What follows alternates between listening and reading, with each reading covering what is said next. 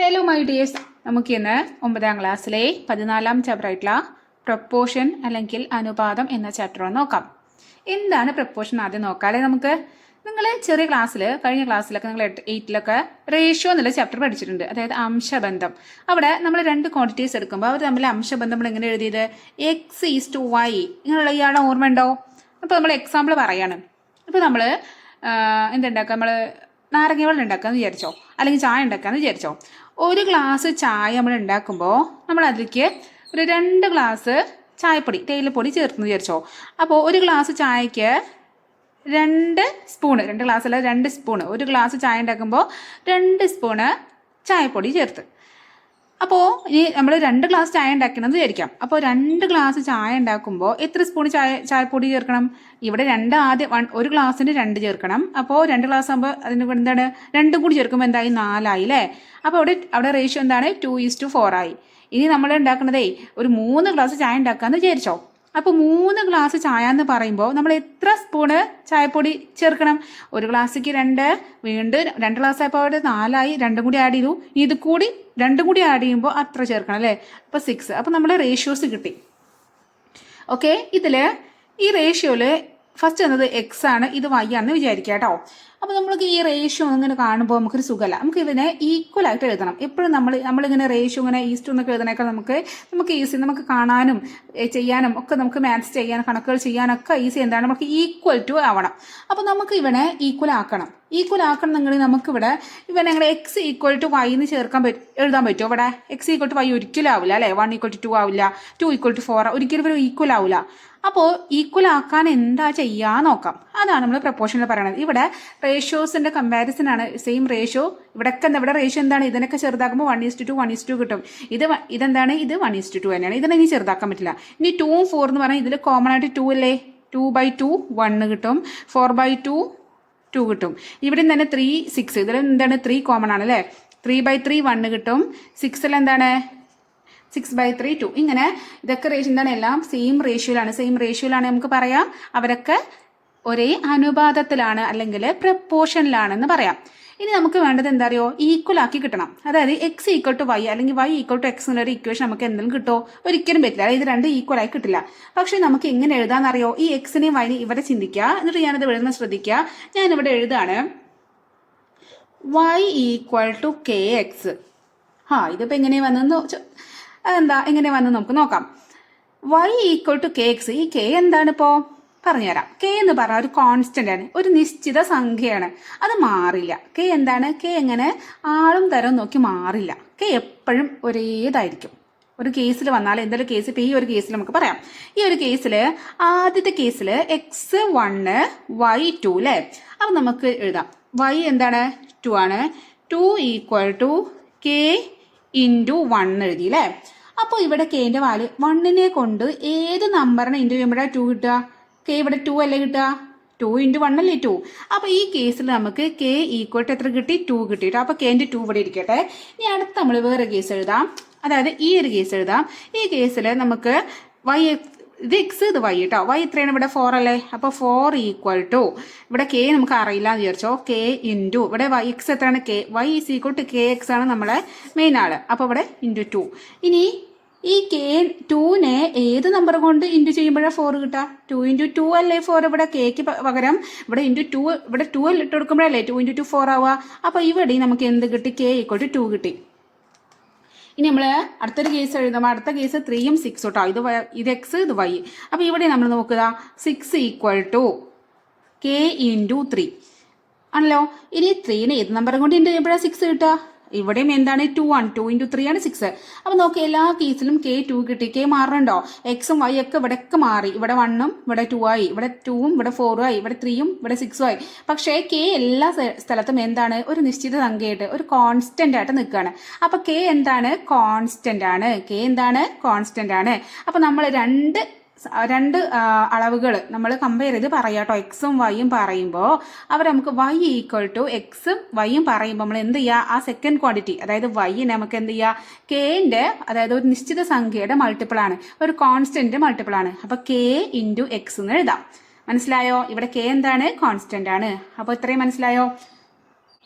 അപ്പോൾ ഇവിടെ നമ്മൾ മറക്കാതെ ഓർത്ത് വെക്കേണ്ട ഒരു ഇക്വേഷനാണ് ഏതാണ് y = kx. ഇത് വെച്ചിട്ടാണ് നമ്മുടെ ഫസ്റ്റുള്ള ക്വസ്റ്റ്യൻസ് ഒക്കെ വരുന്നത്. അപ്പോൾ നമുക്കിനി നെക്സ്റ്റ് ക്വസ്റ്റ്യൻസ് ചെയ്യാം. പേജ് നമ്പർ 226 ക്വസ്റ്റ്യൻസ് ആട്ടോ. അപ്പോൾ ഫസ്റ്റ് ക്വസ്റ്റ്യൻ നോക്കാം. അപ്പോൾ ക്വസ്റ്റ്യൻ നമ്പർ ഫസ്റ്റ് എന്താണ് നോക്കാം. In each of the instance below show that the second quantity changes proportionally with respect to the first. Also find the proportionality constant in each. എന്താണ് തന്നിരിക്കുന്നത്? ഇവിടെ താഴെ കുറേ ക്വസ്റ്റ്യൻസ്, കുറേ കണ്ടീഷൻസ് തന്നിട്ടുണ്ട്. അവിടെയൊക്കെ അവർ രണ്ട് ക്വാണ്ടിറ്റി തന്നിട്ടുണ്ട്. ഒരു ഫസ്റ്റും അതായത് ഒരു എക്സും ഒരു വൈ ഉണ്ട്. ഈ എക്സും വൈയും മാറുന്നത് എങ്ങനെയാണ്? ഒരു പ്രൊപ്പോർഷണലി വിത്ത് റെസ്പെക്ട് ടു ആണ്. ഒരു ഫസ്റ്റിനായിട്ടാണ് മാറുന്നത്. Second with respect to first ആയിട്ട് മാറുന്നുണ്ട്. നമ്മൾക്ക് എന്ത് കണ്ടുപിടിക്കണം? അവിടുത്തെ പ്രൊപ്പോർഷണാലിറ്റി കോൺസ്റ്റന്റ് കണ്ടുപിടിക്കണം. അതുപോലെ അവർ മാറണത് കൃത്യമായ അനുപാതത്തിലാണ് എന്നുള്ളത് കണ്ടുപിടിക്കണം. അപ്പം നമുക്ക് എന്തൊക്കെ കണ്ടുപിടിക്കേണ്ടത്? താഴെ കുറേ ഒരു സന്ദർഭങ്ങൾ തന്നിട്ടുണ്ട്. അവരുടെ അളവ് മാറുന്നത് ആനുപാതികമായിട്ടാണെന്ന് കണ്ടുപിടിക്കണം. അതുപോലെ അവിടുത്തെ പ്രപ്പോർഷണലി കോൺസ്റ്റന്റ് പറഞ്ഞാൽ അവിടെ ആനുപാതിക സ്ഥിരം. അപ്പോൾ ഈ കെ എന്ന് പറഞ്ഞാൽ ഈ കേക്ക് പറയുന്ന പേരാണ് ആനുപാതിക സ്ഥിരം അല്ലെങ്കിൽ പ്രപ്പോർഷണാലിറ്റി കോൺസ്റ്റന്റ്. അപ്പം നമുക്ക് അതും കണ്ടുപിടിക്കണം. അപ്പം നമുക്ക് ഫസ്റ്റ് ക്വസ്റ്റ്യൻ എന്താണെന്ന് നോക്കാം. അതിൽ 3 ക്വസ്റ്റ്യൻസ് തന്നിട്ടുണ്ട്.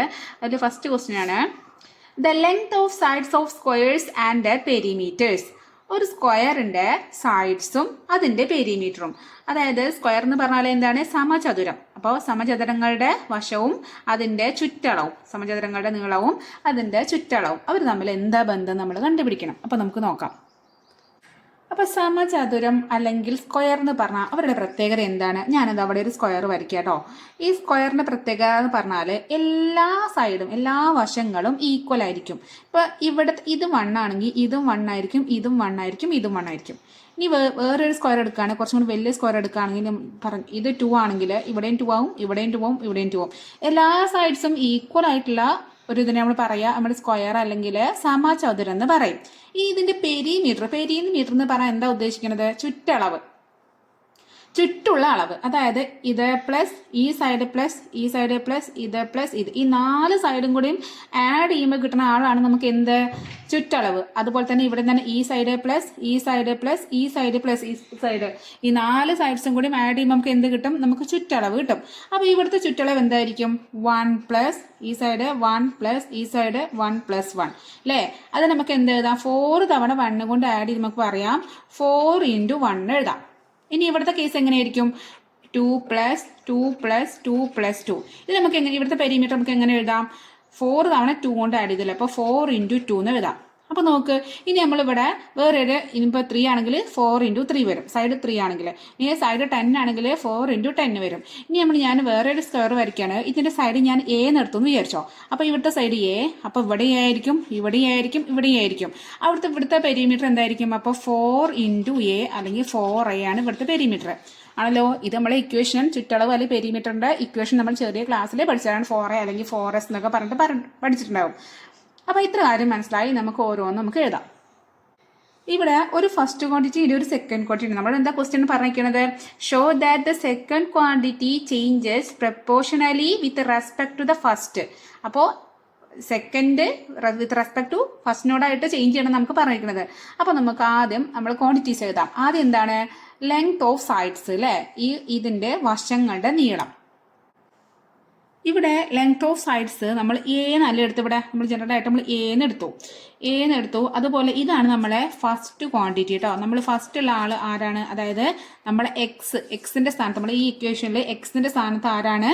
നമ്മളെ ലെങ്ത് ഓഫ് സൈഡാണ്. ഇനി അടുത്ത ആൾ ആരാണ്? പെരിമീറ്റർ അല്ലേ? പെരിമീറ്റർ അല്ലെങ്കിൽ ചുറ്റളവ് പി എന്ന ലെറ്റർ കൊണ്ടാണ് ഡിനോട്ട് ചെയ്യുന്നത്. അതാണ് നമ്മളെ സെക്കൻഡ് ക്വാണ്ടിറ്റി അല്ലെങ്കിൽ നമ്മളെ വൈ എന്നുള്ള.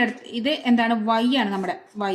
ഇവിടുത്തെ ഈ വൈ ഉണ്ടോ? ഇത് നമ്മൾ എന്താ എഴുതേണ്ടത്? നമുക്ക് ഈ വൈൻ്റെ, അതായത് ഈ സെക്കൻഡ് ക്വാണ്ടിറ്റി എന്താണ് നമുക്ക് എന്താ പറഞ്ഞിരിക്കുന്നത്? സെക്കൻഡ് ക്വാണ്ടിറ്റി എങ്ങനെയാണ് ചേഞ്ച് ചെയ്യുന്നത്? വിത്ത് പ്രപ്പോർഷണലി വിത്ത് റെസ്പെക്ട് ടു എക്സ് ആയിട്ട് ചേഞ്ച് ചെയ്യുന്നത്. അപ്പോൾ നമുക്ക് എന്ത് ചെയ്യണം? നമുക്ക് ഇങ്ങനെ ഒരു ഇക്വേഷൻ കിട്ടണം. y = kx.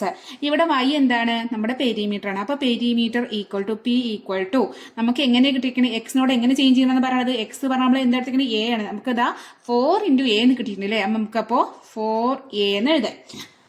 അപ്പോൾ ഇത് നമുക്ക് എന്ത് കിട്ടി? ഇതിന് പകരം ഇതെന്താണ്? ഇത് ഇങ്ങനെ നോക്കുമ്പോൾ ഡൗട്ട് ഉണ്ട്. ഇതാ ഈ പിക്ക് പകരം നമുക്ക് ഇത് y ആണ്, ഈക്വൽ ടു 4ന് പകരം ഇത് k ആണ്, എക്ക് പകരം എന്താണ് x ആണ്. അപ്പൊ നമ്മുടെ ഈ ഇക്വേഷൻ പോലെ y ഈക്വൽ ടു kx ഇവിടെയും കിട്ടിയില്ലേ, p ഈക്വൽ ടു 4 എന്ന് പറഞ്ഞാല്.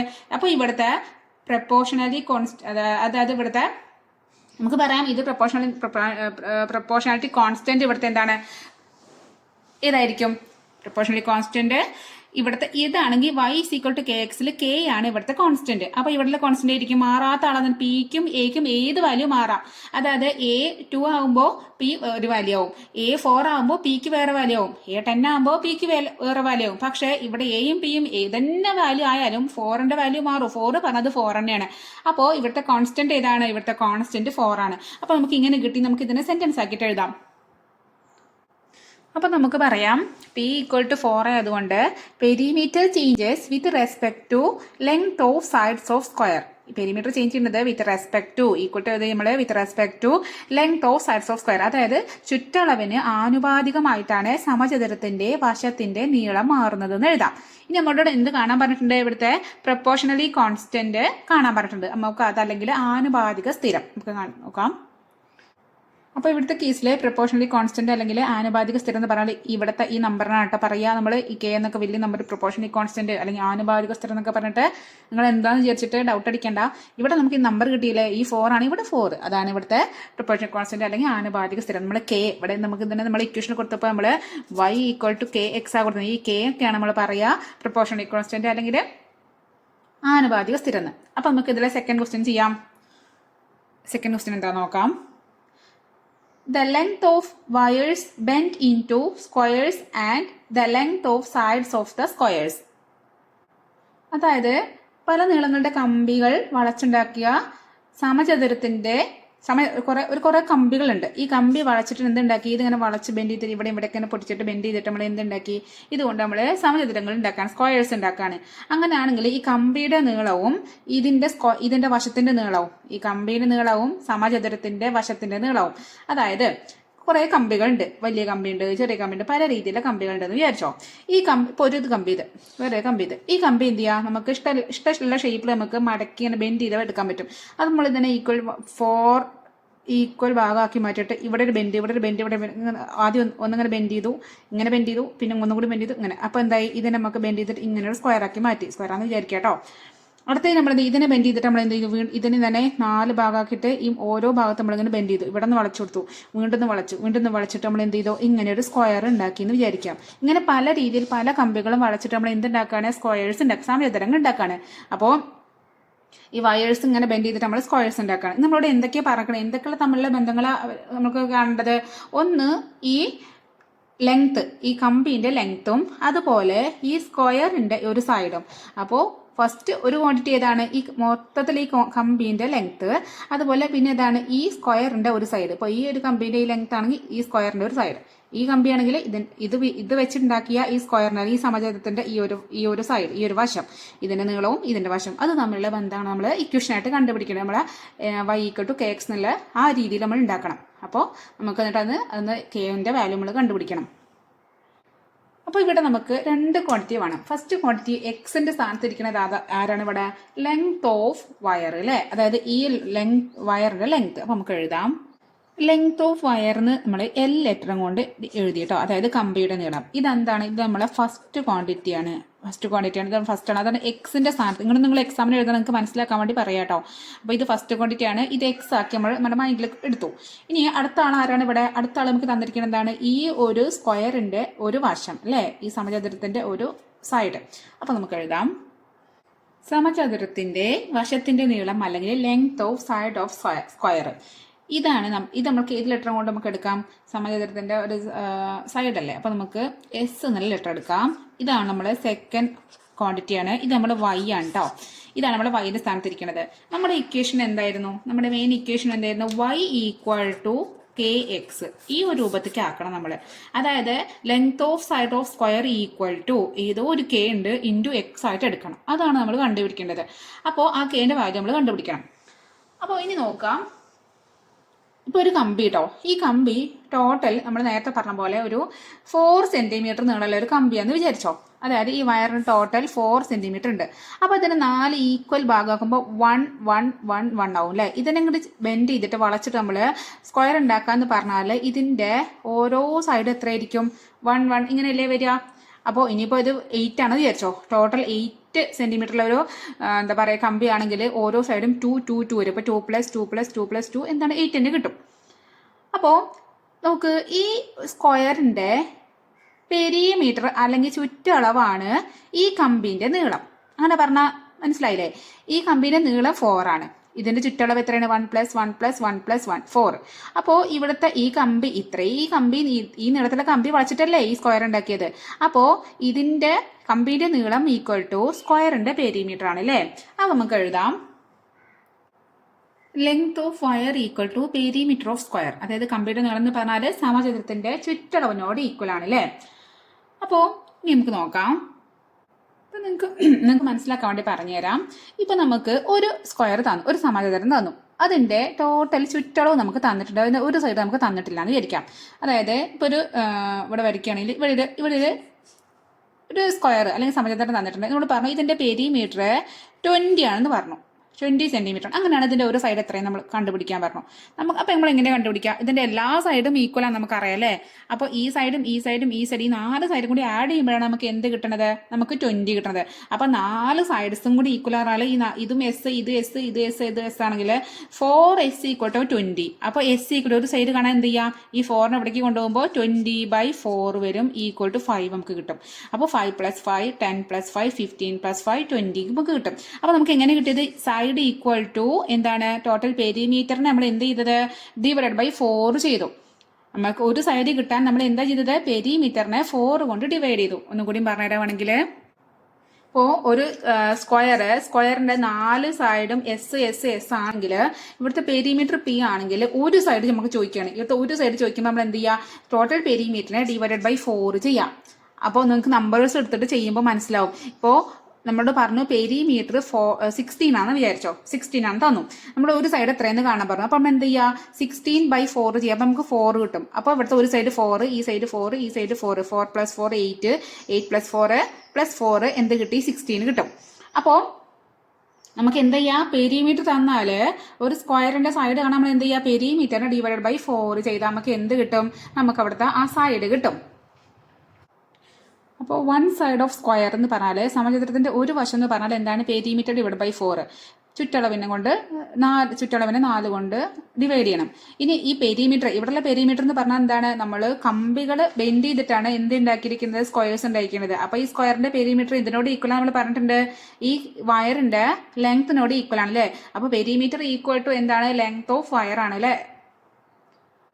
അപ്പോൾ നമുക്ക് ഈ പെരിമീറ്ററിന് പകരം ഇവിടെ ലെങ്ത് ഓഫ് വയർ ഇട്ട് കൊടുക്കുകയാണെങ്കിൽ എങ്ങനെ വരും? 1 സൈഡ് ഓഫ് സ്ക്വയറും എസ് ലെറ്ററിന് കൊണ്ട് എടുക്കാം. അപ്പോൾ s = ഇവിടെ ലെങ്ത് ഓഫ് വയർ നമ്മൾ എന്തുകൊണ്ട് എടുത്തിരിക്കുന്നത്? നമ്മൾ എക്സ് കൊണ്ട് എടുത്താൽ L ആണ് എടുത്തിരിക്കുന്നത്. അപ്പോൾ L/4 എന്ന് വരും. നമുക്ക് പെരിമീറ്ററിന് പകരം ലെങ്ത് ഓഫ് വയർ എടുത്തു. ലെങ്ത് ഓഫ് വയർ L എന്ന ലെറ്റർ കൊണ്ട് എടുത്തിരിക്കുന്നത് /4. അപ്പോൾ നമുക്ക് എന്ത് കിട്ടി? ഒരു സൈഡ് എന്ന് പറഞ്ഞാൽ ടോട്ടൽ വയറിന്റെ ലെങ്ത് /4 ആണ്. നമുക്ക് വേണ്ട ഇക്വേഷന്റെ ഫോം എങ്ങനെയാണ് നമുക്ക് വേണ്ടത്? ഏത് രൂപത്തിലുള്ളത്? y = kx ആണ് നമ്മുടെ ജനറൽ ഫോർമുല. അപ്പോൾ അവിടെ y ഓക്കെ, s ഉണ്ട്. ഇനി ഇവിടെ നോക്ക് L/4, പക്ഷേ k × x എന്നുള്ള ഫോർമുല വേണ്ടത്. ഇവിടെ കോൺസ്റ്റന്റ് ഏതാണ്? ഈ 4 ഒരു കോൺസ്റ്റന്റ് ആണ് അല്ലേ. എല്ലിന്റെയും എസിന്റെയും വാല്യൂ എപ്പോഴും മാറും. അതായത് L എടുക്കുന്നതനുസരിച്ച് s മാറും, പക്ഷേ 4 മാറില്ല. അപ്പം നമുക്ക് ഇതിനെ 4 മാത്രം തന്നെ വേർതിരിച്ചെടുക്കുമ്പോൾ നമുക്ക് എങ്ങനെ എഴുതാം? ഇതിനെ s = 1/4 × L എന്ന് എഴുതിക്കൂടെ? 1/4 × L എന്ന് പറഞ്ഞാൽ L/4 തന്നെയാണ്. ഇപ്പൊ നമ്മുടെ ഇക്വേഷന്റെ ഫോം എങ്ങനെയായി? എക്സിന് പകരം y ആണ് ഈക്വൽ ടു k × x എന്നുള്ള ഫോമിലായില്ലേ. y = kx, x = 1/4 × L എന്ന് പറയുമ്പോൾ അപ്പോൾ ഇവിടുത്തെ പ്രൊപ്പോർഷണലി കോൺസ്റ്റന്റ് ഏതായിരിക്കും? യെസ്, 1/4 ആണ് ഇവിടുത്തെ ആനുപാതിക സ്ഥിരം. അപ്പോൾ നമുക്ക് അതും കൂടി എഴുതാം. അപ്പോൾ നമുക്ക് പറയാം length of sides of square changes with respect to length of wire. അതായത് സമചതുരത്തിന്റെ വശത്തിന്റെ നീളത്തിന് ആനുപാതികമായിട്ടാണ് കമ്പിയുടെ നീളം മാറുന്നത് പറയാം. ഇനി നമുക്ക് ഇവിടെ നിന്ന് നമ്മുടെ പ്രൊപ്പോർഷണലി കോൺസ്റ്റന്റ് കൂടി എഴുതാം. ഇവിടെ പ്രപ്പോർഷണലി കോൺസ്റ്റന്റ് പറഞ്ഞാൽ എന്താണ് S 1/4 ഇൻറ്റു L ആണ്. ഇവിടെ 1/4 ആണ് മാറാതിരിക്കുന്നത്, ഒരു നിശ്ചിത സംഖ്യയായിട്ട് കോൺസ്റ്റന്റ് ആയിട്ട് ഇരിക്കുന്നത്. അപ്പോൾ നമ്മൾ 1/4 ഇത് എന്താണ് ആനുപാതിക സ്ഥിരമാണ്. ആനുപാതിക സ്ഥിരമാണ് 1/4. അപ്പോൾ ഇനി അതിൽ ഒരു ക്വസ്റ്റ്യൻ കൂടി ഉണ്ട് അല്ലേ. ഇനി നെക്സ്റ്റ് അതിൽ തേർഡ് ക്വസ്റ്റ്യൻ എന്താണ്? The number of rotations of a circle rolling along A line and the distance travelled along the line. അതായത് എന്തുണ്ട്, ഒരു ലൈൻ ഉണ്ട്, ഒരു ലൈൻ. ഈ ലൈനോട് എന്താണ് ഒരു സർക്കിൾ ഇങ്ങനെ റോൾ ചെയ്ത് പോവാണ്. ഇപ്പോൾ ഒരു സർക്കിൾ ഇവിടെ ഉണ്ട്, ഇതിങ്ങനെ ഉരുണ്ട് ഇങ്ങനെ ഈ ലൈനോട് ഇങ്ങനെ പോവാന്ന് വിചാരിച്ചോ. അപ്പോൾ നമ്മൾ എന്തൊക്കെ കാണേണ്ടത് ഇവിടെ? ഏതൊക്കെയാണ് രണ്ട് ക്വാണ്ടിറ്റീസ് എന്തൊക്കെയാണ്? Number of rotations of a circle ഉണ്ട് and the distance travelled along the line. ഇത് തമ്മിലുള്ള ആ റിലേഷനാണ് നമ്മൾ y = kx എന്നുള്ള ആ ഒരു രീതിയിൽ നമ്മൾ കാണേണ്ടത്. അപ്പോൾ ഇവിടുത്തെ ഒരു ലൈൻ, ഒരു വരയുണ്ട്, ഇതിൽ എന്താണ് ഒരു സർക്കിൾ, ഒരു വൃത്തം ഇങ്ങനെ കൂടെ ഉരുണ്ട് ഇങ്ങനെ പോകുന്നുണ്ട്. അപ്പോൾ ഇവിടെ നമ്മൾ എന്താണ് ഈ വൃത്തത്തിന്റെ കറക്കം, അതിന്റെ എണ്ണവും ഈ വരയിൽ എത്ര ദൂരമാണ് ഈ സർക്കിൾ സഞ്ചരിച്ചത് എന്നുള്ള ആ തമ്മിൽ റിലേഷൻ. അതായത് അപ്പോൾ ഈ സർക്കിള് ഈ വൃത്തത്തിൽ കൂടി ഇങ്ങനെ ഉരുളാന്ന് പറയുമ്പോൾ, ഇപ്പോൾ ഈ സർക്കിൾ ഇവിടെ നിന്ന് ഉരുളാൻ തുടങ്ങിട്ടോ. അപ്പോൾ ഇവിടെ സർക്കിളിന് ഇവിടെ ഒരു പോയിന്റ് ഉണ്ട്, ഇത് ഉരുണ്ട് വീണ്ടും ഇപ്പം ഇങ്ങനെ പോയി എന്ത് ചെയ്യേണ്ട, ഇവിടെ നിന്ന് ഇതിവിടെ കുറച്ച് കഴിഞ്ഞാൽ ഈ പോയിന്റ് ഇവിടെത്തും അല്ലേ, ഇവിടെത്തും ഇങ്ങനെ ഉരുണ്ട് പോയിട്ട് വീണ്ടും ഇവിടേക്ക് എത്തിച്ചേരുക പറഞ്ഞാൽ ഒരു തവണ ഇങ്ങനെ ഒരു തവണ ഫുൾ ഒന്ന് ഉരുണ്ട് ഇവിടെ തന്നെ എത്തി. അതായത് ഇവിടെ നമ്മളൊരു മാർക്ക് ഇട്ട് കൊടുത്തേക്കാണ് ഇവിടെ എത്താൻ വേണ്ടിയിട്ട്. അപ്പോൾ ഈ ഒരു സർക്കിൾ ഇവിടെ നിന്ന് ഇങ്ങനെ ഉരുണ്ട് ഒരു തവണ ഇങ്ങനെ ഉരുണ്ട് വീണ്ടും ഇതേ പൊസിഷനിലേക്ക് എത്തുമ്പോൾ ഒരു തവണ ഉരുണ്ട് കഴിഞ്ഞു. അപ്പോൾ എത്ര ദൂരം സഞ്ചരിച്ചിട്ടുണ്ടായിരിക്കും? ഇതിൻ്റെ ഇടയിൽ ഡിസ്റ്റൻസ് എത്രയായിരിക്കും? ഇവിടെ നിന്ന് തുടങ്ങിയിട്ട് ഇത്രയും ഡിസ്റ്റൻസ്, ഈ പോയിന്റ് ഉണ്ട് കേട്ടോ. എന്നിട്ട് ഇവിടെ നിന്ന് ഇങ്ങനെ ഇത്രയും ഡിസ്റ്റൻസ് അല്ലേ ഇവിടെ നിന്ന്, അത് ഇത്രയും ദൂരമല്ലേ ഇത് സഞ്ചരിച്ചിട്ടുണ്ടാവുക? ഒന്ന് ആലോചിച്ച് നോക്ക്. ഈ സർക്കിൾ ഉണ്ട്, അത് എന്തിനോട് ഈക്വൽ ആണ്? അത് സർക്കിളിന്റെ സർക്കംഫറൻസ് അല്ലെങ്കിൽ ആ വൃത്തത്തിന്റെ ചുറ്റളവിനോട് ഈക്വൽ ആവില്ലേ ആ സഞ്ചരിച്ച ദൂരം? ഒരു തവണ കറങ്ങുമ്പോൾ എത്ര, ഈ ഒരു ഡിസ്റ്റൻസ് എന്ന് പറഞ്ഞാൽ എത്രയാണോടും ഈ സർക്കിളിൻ്റെ ഉരുള എന്ന് പറഞ്ഞാൽ ഇവിടെ നിന്ന് തൊട്ടിട്ട് ഇങ്ങനെ ഇത്രയും ഡിസ്റ്റൻസ് ഇവിടെ കവർ ചെയ്തിട്ടുണ്ടാവും അല്ലേ. കാരണം ഇവിടെ നിന്ന് ഇങ്ങനെ ഉരുണ്ട് ഇങ്ങനെ വരുമ്പോൾ ഇത്രയും ഡിസ്റ്റൻസ്. ഇപ്പോൾ ഒരു പെന്നാണ് ഇങ്ങനെ ഉരുളെന്ന് വെച്ചാൽ ഇവിടെ ഈ പെന്നിൻ്റെ ഇങ്ങനെ ഒരു പെന്നാണ്, ഇതിൻ്റെ ടോട്ടൽ ഇത്രയുമുള്ള ആ ഒരു ഇത്, അതായത് ഇവിടെ നിന്ന് ഇങ്ങനെ ഉരുളാണെങ്കിൽ ഇത് അവിടെ തുടങ്ങി ഇങ്ങനെ വീണ്ടും ഇവിടെ എത്താന്ന് പറഞ്ഞാൽ എന്താണ്, 1 ടൈം ഇതിൻ്റെ ഇത്രയും ഇതിലുള്ള ദൂരം എന്താണ്, ഈ വൃത്തത്തിൻ്റെ ഈ സർക്കിളിൻ്റെ എന്താണ് സർക്കംഫറൻസ് അല്ലെങ്കിൽ ചുറ്റളവിനോട് ഈക്വൽ ആണ് ഒരു തവണ കറങ്ങുമ്പോൾ. അപ്പോൾ ഇവിടെ ഒരു തവണ കറങ്ങുമ്പോൾ ഒരു തവണ ഈ സർക്കിളിൻ്റെ സർക്കംഫറൻസ് ആവണം അല്ലേ. അപ്പോൾ ഇവിടെ നമ്മളെ X, Y രണ്ട് ക്വാണ്ടിറ്റി ഉണ്ട് അല്ലേ. ഏതൊക്കെയാണ്? ഒന്ന് ഏതാണ്? നമ്പർ ഓഫ് റൊട്ടേഷൻസ്, എത്ര തവണ കറങ്ങുന്നുണ്ടെന്നും. അതുപോലെ രണ്ടാമത്തെ ക്വാണ്ടിറ്റിയാണ് ഇവിടുത്തെ ഈ എത്ര ഡിസ്റ്റൻസ് ഇത് കവർ ചെയ്തു, അല്ലെങ്കിൽ ലെങ്ത് എത്ര, ഈ ലൈനിൽ ഈ വരയിൽ എത്ര ഡിസ്റ്റൻസ് ആണ് ഇത് കവർ ചെയ്തെന്നാൽ അത് രണ്ട് ക്വാണ്ടിറ്റീസ് നമുക്ക് എഴുതാം. ഇവിടെ number of rotation of circle, അതായത് വൃത്തത്തിന്റെ കറക്കങ്ങളുടെ എണ്ണം, നമുക്ക് നമ്പർ എന്നുള്ളത് N ആണ്, ഇതിന്റെ ഒരു ലെറ്റർ ആക്കി എടുക്കുക, N സ്മോൾ ലെറ്റർ N ആക്കി എടുക്കുക. ഇതാണ് നമ്മളെ ഫസ്റ്റ് ക്വാണ്ടിറ്റി, അതായത് എക്സിന്റെ സ്ഥാനത്ത്. നമ്മുടെ മെയിൻ ഇക്വേഷൻ എപ്പോഴും നമ്മുടെ മൈൻഡിൽ വരണം. നമുക്ക് എങ്ങനെയാണ് കാണേണ്ടത്? y = kx എന്നുള്ള ഒരു ഫോമിലാണ് നമുക്ക് കാണേണ്ടത്. ഈ ഒരു ഫോമിലായി നമുക്ക് കെയും കിട്ടും. നമ്മുടെ ഇക്വേഷൻ നമ്മൾ പറഞ്ഞത് നമ്മൾ ചെയ്തു, നമ്മുടെ ആൻസർ ആയി. അപ്പോൾ ഇത് X ആണ്. ആദ്യത്തെ ആൾ ആരാണ്? Number of rotation of circle അല്ലെങ്കിൽ വൃത്തത്തിന്റെ കറക്കങ്ങളുടെ എണ്ണം അവിടെ N ഉള്ളത് X ആക്കി എടുത്തോ. അപ്പോൾ ഇനി Y എന്താണ്? Y എന്ന് പറഞ്ഞാൽ അവിടെ ഡിസ്റ്റൻസ് ട്രാവൽ, എത്ര ഡിസ്റ്റൻസ് ആണ് അത് ട്രാവൽ ചെയ്തത്, അതാണ് Y. അപ്പോൾ distance travelled along the line അല്ലെങ്കിൽ വരയിലൂടെ സഞ്ചരിച്ച ദൂരം എന്നുള്ളത് നമ്മളൊരു ഡിസ്റ്റൻസ് ആകുമ്പോൾ D എന്നുള്ള ലെറ്റർ നമ്മൾ എടുക്കാം. ഇതാണ് നമ്മുടെ സെക്കൻഡ് ക്വാണ്ടിറ്റി, ഇതാണ് നമ്മുടെ Yക്ക് പകരമുള്ളത്. അപ്പോൾ നമ്മൾ ഇത് ഈക്വൽ ടു ഒരു കോൺസ്റ്റന്റ് ഇൻറ്റു ഇത് നമ്മൾ പ്രൂവ് ചെയ്യണം. ഇനി നമുക്ക് നോക്കാം.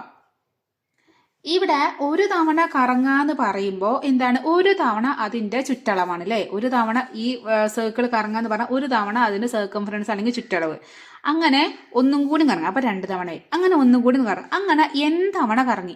അപ്പൊ n തവണ, ഒരു തവണ കറങ്ങുകയാണെങ്കിൽ ഒരു സർക്കംഫറൻസ്, 2 തവണ കറങ്ങുകയാണെങ്കിൽ അതിന്റെ ഡിസ്റ്റൻസ് എത്രയായിരിക്കും? 2 സർക്കംഫറൻസ് ആയിരിക്കും അല്ലേ. ഒരു തവണ കറങ്ങി ഇനി ഒന്നും കൂടി ഒരു കറക്കാണ് ഇത്രയും ഉണ്ടാവും. അപ്പോൾ ഒരു സർക്കംഫറൻസ്, ഇവിടെ ഒരു സർക്കംഫറൻസും കൂടി ആയി. ഇനി ഒരു തവണ കൂടി കറങ്ങാൻ വീണ്ടും ഒരു സർക്കംഫറൻസ്, അങ്ങനെ സർക്കംഫറൻസ് ഇങ്ങനെ ആഡ് ചെയ്ത് തന്നാൽ നമുക്ക് എന്ത് കിട്ടും? ഡിസ്റ്റൻസ് കിട്ടും. അപ്പോൾ അല്ലെങ്കിൽ സർക്കംഫറൻസ് പറഞ്ഞാൽ വൃത്തത്തിന്റെ ചുറ്റളവ് കേട്ടോ. അപ്പോൾ ഇവിടെ n തവണ ഇത് കറങ്ങുന്നുണ്ട്, n തവണ ഈ വൃത്തം ഒരു തവണ കറങ്ങി. വീണ്ടും എന്ന് പറഞ്ഞാൽ നമുക്ക് അറിയില്ല എത്രയോ തവണ n തവണ കറങ്ങി എന്ന് വിചാരിച്ചോ. അപ്പോൾ ഇവിടുത്തെ ഡിസ്റ്റൻസ് എത്രയായിരിക്കും? n തവണ സർക്കംഫറൻസ് ആഡ് ചെയ്യണം. CF plus CF plus CF അങ്ങനെ n തവണ ആഡ് ചെയ്യണം അല്ലേ. അപ്പോൾ n തവണ ആഡ് ചെയ്യുന്ന പറഞ്ഞാൽ എന്താണ് അതുകൊണ്ട് ഉദ്ദേശിക്കുന്നത്? n into circumference. അതായത് ഒന്നും കൂടി മനസ്സിലാക്കാൻ പറഞ്ഞാലാണ് ഇപ്പോൾ ഒരു തവണ ഇതാണ് ലൈന്, ഇതാണ് സർക്കിള്. ഒരു തവണ ഈ സർക്കിൾ ഇങ്ങനെ കറങ്ങിയിട്ട് ഇവിടെ എത്തി, ഒരു തവണ കറങ്ങി. അപ്പോൾ ഇത്രയുള്ള ഒരു സർക്കംഫറൻസ്. അപ്പോൾ ഒരു തവണ കറങ്ങിയാൽ ഒരു സർക്കംഫറൻസിനോട് അതിന്റെ ഡിസ്റ്റൻസ്, ഈ ഡിസ്റ്റൻസ് ഈക്വൽ ടു ഇതിന്റെ സർക്കംഫറൻസ്. ഇനി ഇത് ഒന്നും കൂടി കറങ്ങി. ഇപ്പൊ എന്താണ്? 2 തവണ കറങ്ങി അല്ലേ. അപ്പൊ എന്താണ്? ഒരു സർക്കംഫറൻസ് കൂടി ആഡ് ചെയ്ത്. അപ്പോൾ CF പ്ലസ് CF എന്ന് പറഞ്ഞാൽ 2 CF പറഞ്ഞാൽ 2 CF ആയി. ഇനി ഒരു തവണയും കൂടി കറങ്ങി. അപ്പൊ എന്താണ്? CF plus CF plus CF 3 circumference ആയി. അപ്പോൾ 3 ഇൻറ്റു CF. അങ്ങനെ n തവണ കറങ്ങിയാൽ എന്താണ്? n ഇൻറ്റു CF ആയില്ലേ, അല്ലെങ്കിൽ സർക്കംഫറൻസ് ഇൻറ്റു n ആയില്ലേ. യെസ്. അപ്പോൾ നമുക്ക് നമ്മുടെ ഇക്വേഷൻ ഒന്നും കൂടി എഴുതാം. ഇതൊക്കെ എഴുതാ distance travelled equal to circumference into number of rotations എന്ന് എഴുതാം. അതായത് ഡിസ്റ്റൻസ് ട്രാവൽ പറഞ്ഞാൽ സഞ്ചരിച്ച ദൂരം എന്ന് പറഞ്ഞാൽ സർക്കംഫറൻസിന് ചുറ്റളവാട്ടോ. ചുറ്റളവ് ഇൻറ്റു വൃത്തത്തിന്റെ കറക്കങ്ങളുടെ എണ്ണം എന്ന് എഴുതണേ. മലയാളം കുട്ടികൾ എന്ത് എഴുതണം? സഞ്ചരിച്ച ദൂരം ഈക്വൽ ടു ചുറ്റളവ് ഇൻറ്റു വൃത്തത്തിന്റെ കറക്കങ്ങളുടെ എണ്ണം. ഇവിടെ സ്പേസ് ഇല്ലാത്തതുകൊണ്ട് ഞാൻ എഴുതുന്നില്ല. സർക്കംഫറൻസ് പറഞ്ഞ ചുറ്റളവ്. അപ്പോൾ ഇത്രയും കിട്ടിയില്ലേ. അപ്പോൾ ഡിസ്റ്റൻസ് ട്രാവൽഡ് എന്ന് പറഞ്ഞാൽ നമ്മൾ ഏത് ലെറ്റർ കൊണ്ട് എടുത്തിരിക്കുന്നത്? D എന്നുള്ള ലെറ്റർ കൊണ്ട് എടുത്തിരിക്കുന്നത്. അപ്പോൾ നമ്മൾ അത് D കൊടുക്കുകയാണ്. ഈക്വൽ ടു സർക്കംഫറൻസ് എന്ന് പറഞ്ഞാൽ നമുക്ക് അറിയില്ല, നമ്മൾ CF എന്ന് എടുത്തു, നമുക്കറിയില്ല, ഇൻറ്റു നമ്പർ ഓഫ് റൊട്ടേഷൻസ് നമ്മൾ n എന്നുള്ള ലെറ്റർ എടുത്തിട്ടുണ്ട്. അപ്പോൾ ഇങ്ങനെ കിട്ടി. നമുക്ക് D equal to CF into n എന്ന് പറയാം. ഇനി സർക്കംഫറൻസ് എന്ന് പറഞ്ഞാൽ ഒരു സർക്കിളിന്റെ സർക്കംഫറൻസ് ഇങ്ങനെ ചേഞ്ച് ചെയ്തുകൊണ്ടിരിക്കുമോ? ഇപ്പോൾ ആദ്യം ഈ സർക്കിളിന്റെ സർക്കംഫറൻസ് ഒരു 10 സെന്റിമീറ്റർ എന്ന് വിചാരിച്ചോ. കുറച്ച് കഴിഞ്ഞാൽ വേറെ കണ്ടീഷനിൽ ഇത് വേറെ എന്തെങ്കിലും കണ്ടീഷനിൽ ഇതിന്റെ സർക്കംഫറൻസ് 20 ആവോ? ഒരിക്കലും ഇല്ല. ചുറ്റളവ് പറഞ്ഞാൽ ഒരു സർക്കിളിന്റെ ചുറ്റളവ് പറഞ്ഞാൽ ചുറ്റളവ് എപ്പോഴും സ്ഥിരമായിരിക്കും. അതെന്താണ്? കോൺസ്റ്റന്റ് ആണ്. ഈ ഇവിടെ നിന്ന് ഇതിങ്ങനെ തുടങ്ങിയിട്ട് ഇത്രയും ഉള്ള ഒരു നീളം എന്ന് പറഞ്ഞാൽ അത് മാറില്ല. ഒരു സർക്കിൾ പറഞ്ഞാൽ അതിന്റെ എപ്പോഴും അത് കോൺസ്റ്റന്റ് ആയിരിക്കും. അപ്പോൾ നമ്മൾ നോക്ക്, നമ്മുടെ ഇക്വേഷൻ ഏത് രൂപത്തിലായി?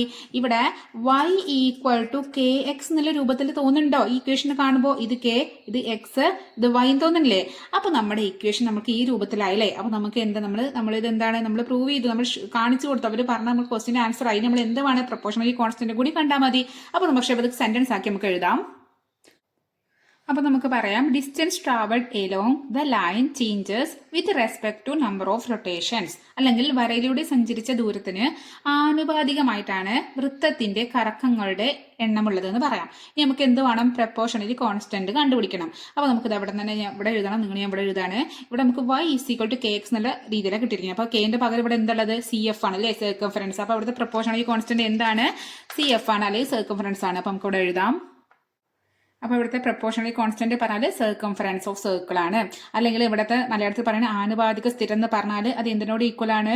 വൃത്തത്തിന്റെ ചുറ്റളവ്. ഓക്കെ. അപ്പോൾ ഇതോടെ ആ ഒന്നാമത്തെ ക്വസ്റ്റ്യന്റെ 3 സബ് ക്വസ്റ്റ്യൻസും കഴിഞ്ഞു. അപ്പോൾ ഇനി സെക്കൻഡ് ക്വസ്റ്റ്യൻ ആയിട്ട് നമുക്ക് അടുത്ത ക്ലാസ്സിൽ കാണാം. അപ്പോൾ ക്ലാസ് മനസ്സിലാക്കിയെങ്കിൽ നിങ്ങൾ എന്ത് ചെയ്യുക? ലൈക്ക് ചെയ്യുക. അതുപോലെ നിങ്ങൾ ഫ്രണ്ട്സിന് ഷെയർ ചെയ്യുക. സബ്സ്ക്രൈബ് ചെയ്യുക. അത് കാണുന്നവരെ ഒന്ന് സബ്സ്ക്രൈബ് ചെയ്ത് സപ്പോർട്ട് ചെയ്യണേ.